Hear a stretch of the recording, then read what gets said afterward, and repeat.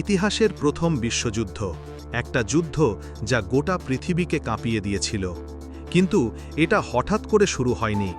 এটা ছিল একটার পর একটা ঘটনার চেইন রিঅ্যাকশন। একটা প্রজাপতির ডানার ঝাপটায় যেন তৈরি হলো ধ্বংসের ঝড়। ১৯১৪ সালের ইউরোপ রাজনীতি ছিল টান টান উত্তেজনায়। জার্মানি, ব্রিটেন, ফ্রান্স, রাশিয়া সবার মধ্যেই ছিল ক্ষমতার প্রতিযোগিতা। কিন্তু আগুন জ্বলল এক ছোট দেশ সার্বিয়ার কারণে। ২৮ জুন ১৯১৪ অস্ট্রিয়া হাঙ্গেরির যুবরাজ আর্কডিউক ফার্দিনান্দকে হত্যা করে সার্বিক জাতীয়তাবাদী গ্যাভরিলো প্রিন্সিপ। একটা গুলি, একটা জীবন, কিন্তু এর পরিণতি কয়েক কোটি প্রাণের বিনাশ। এই হত্যার পর শুরু হলো একে একে দেশগুলো জড়িয়ে পড়ার পালা। অস্ট্রিয়া হাঙ্গেরি সার্বিয়ার বিরুদ্ধে যুদ্ধ ঘোষণা করে।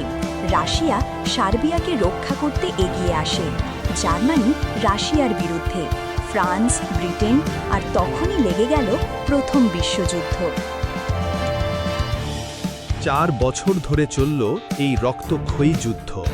ট্রেঞ্চ, কেমিক্যাল অস্ত্র, ট্যাঙ্ক, যুদ্ধ বদলে দিল সবকিছু। কিন্তু যুদ্ধের শেষ ছিল আরও এক দুর্ভাগ্যের সূচনা। যুদ্ধ শেষ হয় ১৯১৮ সালে এবং তারপর আসে ভার্সাই চুক্তি। জার্মানিকে অপমানিত করা হলো, ক্ষতিপূরণের বোঝা চাপিয়ে দেয়া হলো। আর এখান থেকেই জন্ম নিল প্রতিশোধের আগুন। নতুন এক নেতা, আরও বেশি ধ্বংসলীলা চালানো আরেকটি যুদ্ধ।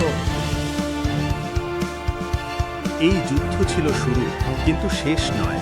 সামনে অপেক্ষা করছে আরও বড় ইতিহাস, আরও ধ্বংস।